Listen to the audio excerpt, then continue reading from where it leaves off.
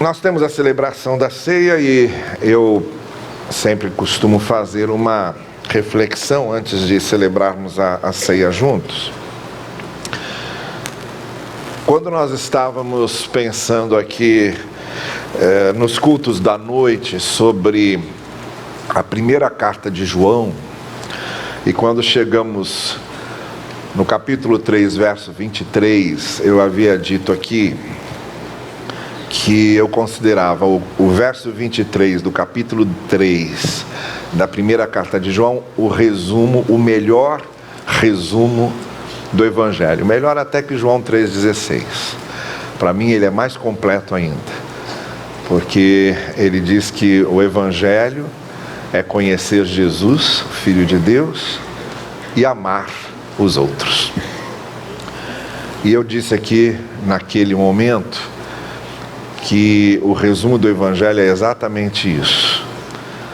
Todo o restante é complemento, todo o restante é um desdobramento de algumas coisas, mas a essência do Evangelho, a vida do Evangelho na sua essência mais pura, mais original, mais próxima de Cristo, mais próxima da proposta de Cristo, é essa: conhecer Jesus, o Filho, e amar os outros. Quem faz isso está vivendo o Evangelho com todos os desdobramentos que vêm disso. Agora, se me perguntassem qual é a cena, qual é a imagem que melhor sintetiza o Evangelho, essa questão da imagem, da cena, é algo muito importante. Tem um livro do Alberto Mangel, que é um escritor argentino, que lia para o Jorge Luis Borges. Jorge Luis Borges, escritor argentino, era cego, ficou cego muito cedo. A partir dos 40 e poucos anos, começou um processo de cegueira que não parou mais. E o Alberto Mangel era um rapaz que trabalhava na Biblioteca de Buenos Aires. E o Jorge Luis Borges contratou o Alberto Mangel para ler para ele. Para ler livros para ele, porque ele já não enxergava. E esse Alberto Mangel depois também se torna escritor. Eu não sei se eu já contei para vocês aqui a minha aventura para tentar localizar o corpo do Jorge Luis Borges no cemitério da Recoleta, lá em Buenos Aires. Nós estávamos na Aliança Batista Mundial, e aí teve um dia que fomos fazer um tour lá por Buenos Aires, né? E um dos lugares de turismo em Buenos Aires era o cemitério da Recoleta, onde está sepultado, onde está lá o corpo também da Evita Peron, que tinha todo um elemento místico na história argentina da Evita Peron. Mas eu aí o pessoal saiu para dar uma passeadinha e a guia disse assim: olha, são 15 minutos para vocês andarem aí e voltem, que a gente tem outros compromissos. Aí eu falei: eu vou ver o corpo de Evita, coisa nenhuma, eu vou atrás da sepultura do Jorge Luis Borges. Aí saí, comecei a procurar e rodo aquele cemitério, rodo, onde será que está? E passei pelo da Evita, que não me interessava, e fui nada. Aí os 15 minutos voaram, eu não percebi, e eu lá dentro procurando o corpo do Jorge Luis Borges para eu ver a sepultura. Foi um escritor que eu sempre gostei muito. E aí depois de muito procurar, aí tinha um funcionário ali do cemitério perto, eu cheguei para ele e falei: escuta, eu estou procurando a sepultura do Jorge Luis Borges, do poeta Jorge Luis Borges. Você sabe onde é que está? Ele falou: está, sim, está em Genebra, na Suíça, que ele morreu lá, está sepultado lá. Aí eu pensei assim: gente, a gente ser ignorante é um negócio muito sério. Aí voltei. O pior foi que quando eu cheguei na van, estava todo mundo lá, de cara amarradíssima, e principalmente a guia argentina, que não perdeu a oportunidade de dizer: com brasileiro é assim, não tem hora mesmo. Bom, o Alberto Mangel, durante sua adolescência toda praticamente, lia para o Jorge Luis Borges, que ficou cego. E um dos livros que o Alberto Mangel escreveu é um livro que se chama Lendo Imagens, que é um livro muito bonito porque ele mostra como é que a gente interpreta os quadros, como é que a gente interpreta pinturas, como é que você aproveita e como você, assim como lê um livro, também é capaz de ler um quadro, de ler uma pintura. Então, com essa ideia de qual seria o quadro, qual seria a imagem, uma cena bíblica que resumiria a mensagem do Evangelho, seria a cena de Cristo lavando os pés dos discípulos. Há pinturas várias sobre essa cena, principalmente da Renascença.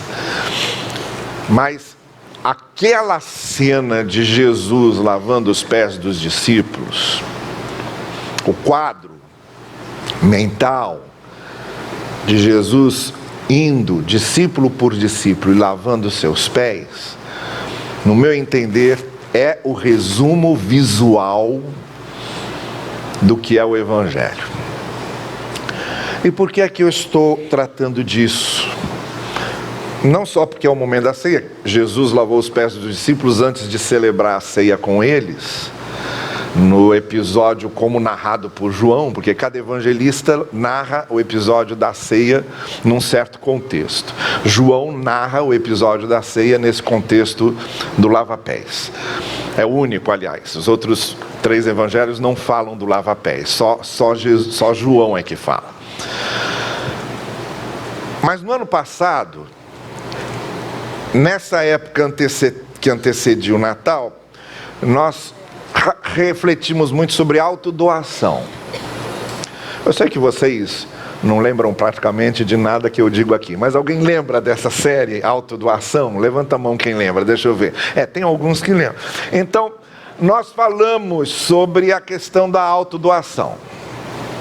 Que o Natal é o seguinte: Jesus se autodoou, e a mensagem do Natal, então, é que nós nos autodoemos.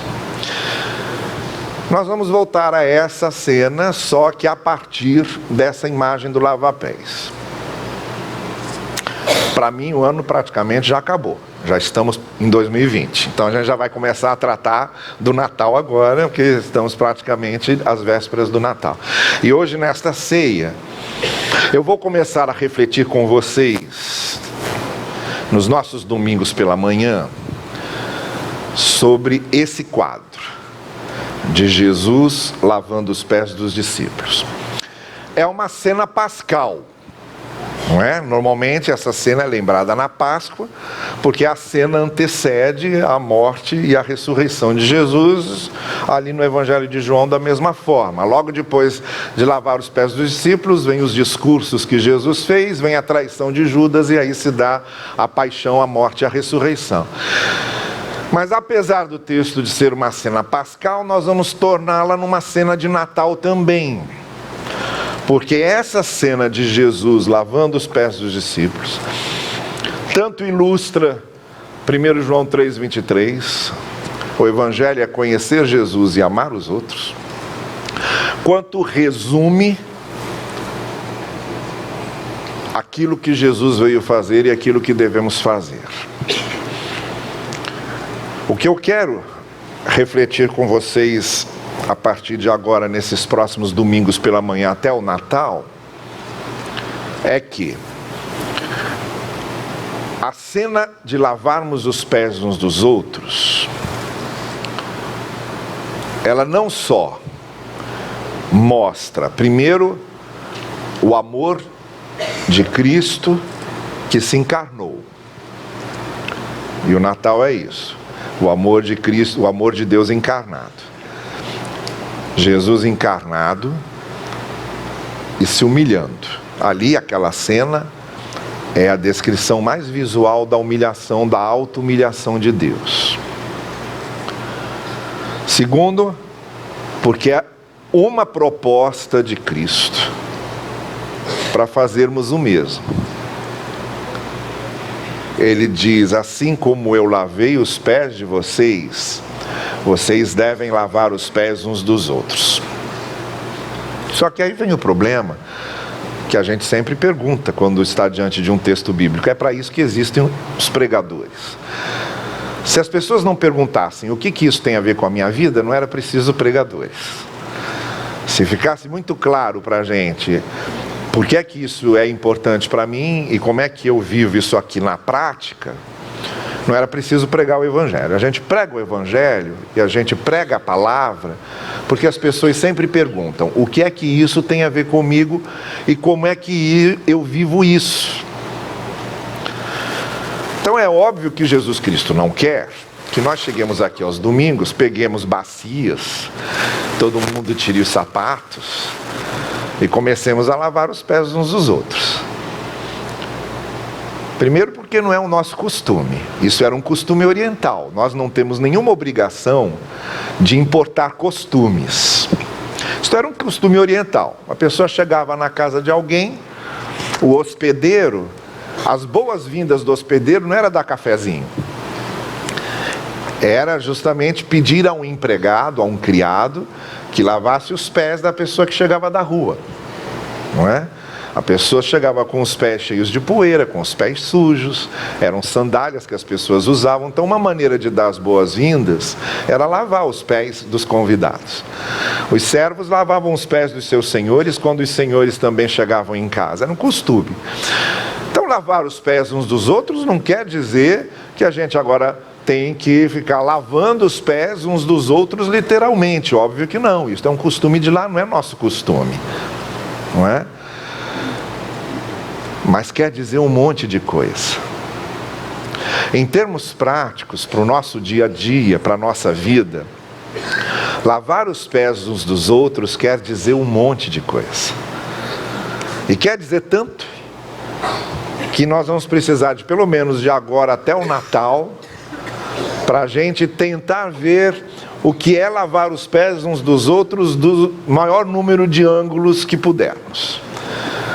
Com maior pontos de vista que pudermos ter sobre o que é cumprir isso que Jesus, porque é sério, se Jesus disse, assim como eu lavei os pés de vocês, vocês devem lavar os pés uns dos outros. E se não é esse literalismo, que foi o que eu disse ontem, por exemplo, na formatura do seminário. Quando eu falei lá na formatura do seminário, eu disse, o grande problema nosso, quando a gente lê a Escritura, um dos grandes problemas é a gente querer literalizar tudo. Ser literal. Isso é uma tentação que a gente sempre tem que evitar. Aí, um dos riscos de interpretarmos erroneamente a Escritura é sermos literais. Só os fundamentalismos são literais. Fundamentalistas são muito literais. Querem a coisa ao pé da letra. Os fariseus legalistas do judaísmo também eram. Então, obviamente, não é um literalismo aqui. Agora, quer dizer o que então? Se não é para a gente lavar literalmente os pés uns dos outros, quando Jesus diz, façam o mesmo, que mesmo? Qual é o mesmo que a gente aproveita aqui? O que é que significa lavarmos os pés uns dos outros? E é sobre isso que nós falaremos, a partir de hoje até o Natal. Usando a própria figura do Natal como um estímulo e uma motivação, para que nós cumpramos o que Cristo pediu que cumpríssemos. É a cena mais importante do Evangelho, mais importante do que a cena da crucificação. Porque a crucificação também está aqui, em Jesus lavar os pés uns dos outros, porque quando Jesus morreu na cruz ele estava lavando os nossos pés. A cruz já era um exemplo de lavar os pés uns dos outros. Então, o princípio da coisa está aqui, nesse texto, nessa imagem de Jesus, o Rei do Universo, o Senhor dos Senhores, o Criador de tudo, inverter a coisa. Jesus inverteu a coisa. Em vez dos servos lavarem os pés do Senhor, o Senhor é que lava os pés dos servos. E não tenham dúvida, a mensagem de Cristo é a inversão das coisas. Cristo veio para inverter as coisas. Quanto mais a gente se aproxima da essência do Evangelho, mais claramente a gente vê que Jesus veio inverter o que parece natural. Jesus veio inverter a ordem natural das coisas. Ele veio inverter prioridades. Ele veio inverter valores. Ele veio inverter importâncias. Coisas que a gente costuma botar em primeiro lugar na vida, Jesus inverteu. Disse, não são essas as mais importantes. Esse é o grande desafio do Evangelho. Jesus inverte. E aqui nessa cena foi a inversão absoluta. Deus lavando os pés das criaturas humanas. O Mestre lavando os pés dos discípulos. O Senhor lavando os pés dos servos. O que manda, lavando os pés dos mandados. O poderoso, lavando os pés dos que não têm poder. O Altíssimo, lavando os pés dos que estão no limite do baixo. O Santo, lavando os pés dos pecadores. O perfeito, lavando os pés dos imperfeitos. O absoluto, lavando os pés dos relativos. É a inversão total. Nessa cena, Jesus nos coloca um desafio de lavarmos os pés uns dos outros. Então, só para encerrar, porque isso é só uma introdução, é uma ameaça apenas do que a gente vai fazer, mas só para encerrar, então eu gostaria de ler o texto todo com vocês antes de celebrarmos a ceia. E é nessa linha que nós começamos a refletir sobre esta cena a partir de agora. João capítulo 13. Antes da festa da Páscoa, sabendo Jesus que chegara a sua hora de passar deste mundo ao Pai, tendo amado os seus que estavam no mundo, amou-os até o fim. Durante a ceia, e o diabo já tinha posto no coração de Judas, filho de Simão Iscariotes, o desejo de entregá-lo, sabendo que o Pai tudo dera em suas mãos, e que de junto de Deus ele saíra, e que para Deus voltava, agora vem a cena.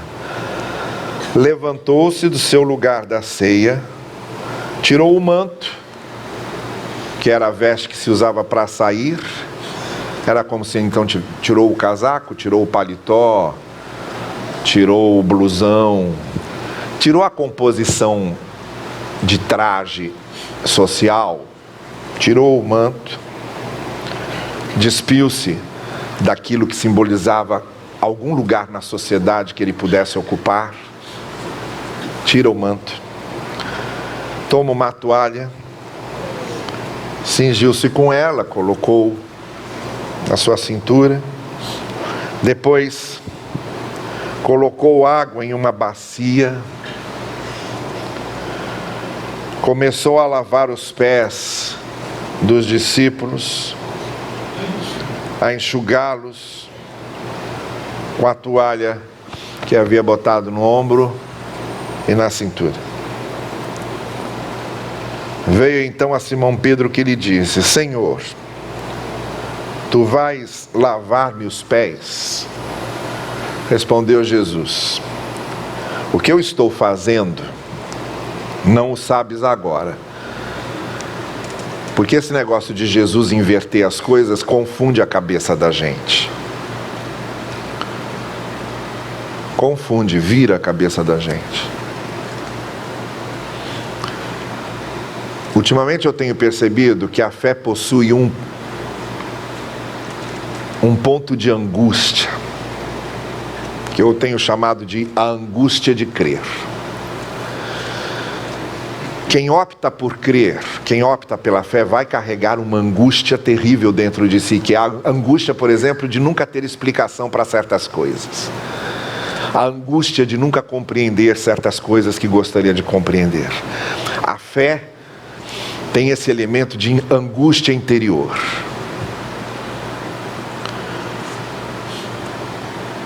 Um pai e uma mãe que estão com um filho muito doente e que ficam orando para o filho ficar curado. E o filho morre. Aí os pais começam a perguntar: por que Deus permitiu? Por que Deus não ouviu nossa oração? Por que Deus ouve certas orações e não ouve outras? Por que Deus fez isso? Por que Deus permitiu isso? A fé carrega esse elemento de angústia, de incompreensão. E quando Jesus faz certas coisas, ele mexe na nossa cabeça de maneira que a gente fica meio perplexo, como Pedro ficou.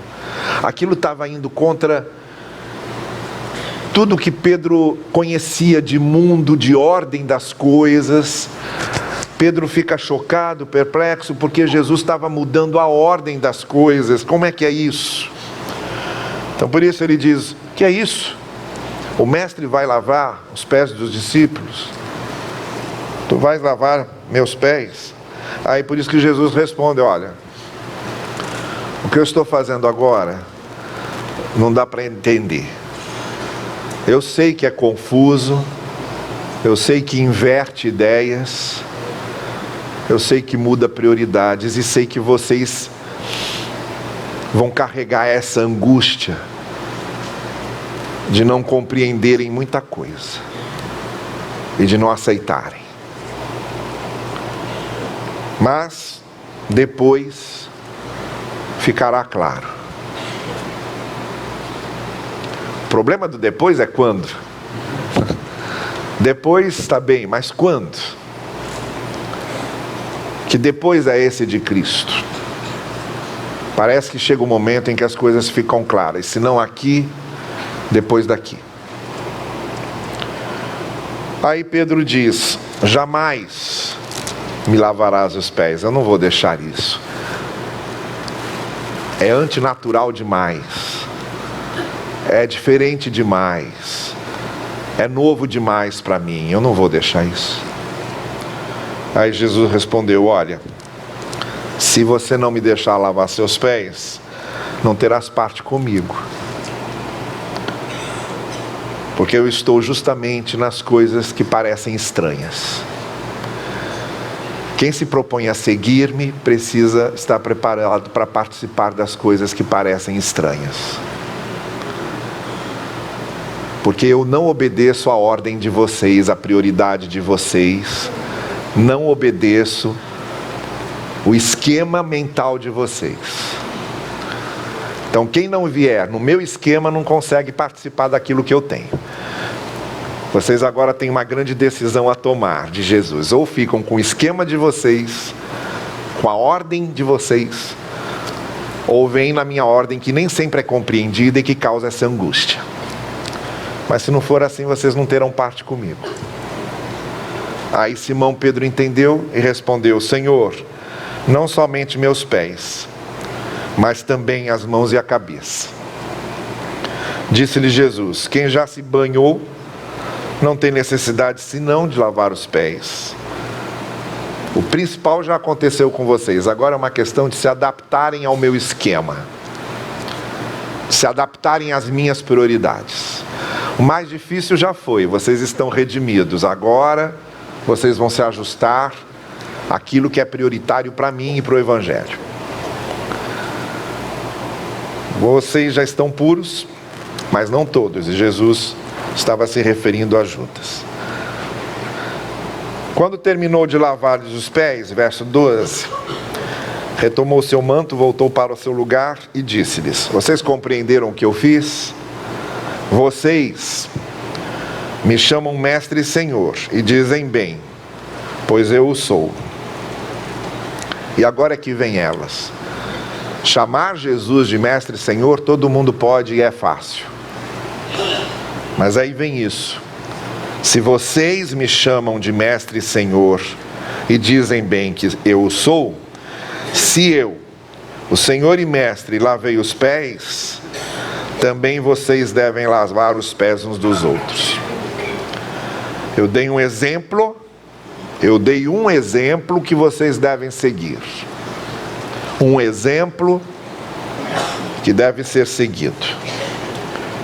Para que assim como o que fiz, vocês também façam. Na verdade eu digo, o servo não é maior que seu senhor, nem o apóstolo maior que aquele que o enviou. Eu sou maior que o servo, e eu sou maior que o apóstolo de Jesus, mas eu lavei os pés dos servos e lavei os pés dos apóstolos. E aí o verso 17 fecha. Se vocês entenderam isso, serão bem-aventurados se o fizerem. O texto é desafiador. É tremendamente desafiador. E o que Jesus propõe é tão desafiador, e a gente engole com tanta dificuldade, e passa com tanta dificuldade, que para digerir isso aqui, a gente precisa de alguns domingos. E é alguns domingos que a gente vai usar para digerir direitinho o que Jesus quis nos dizer quando disse: vocês devem lavar os pés uns dos outros. Que o Senhor assim nos abençoe.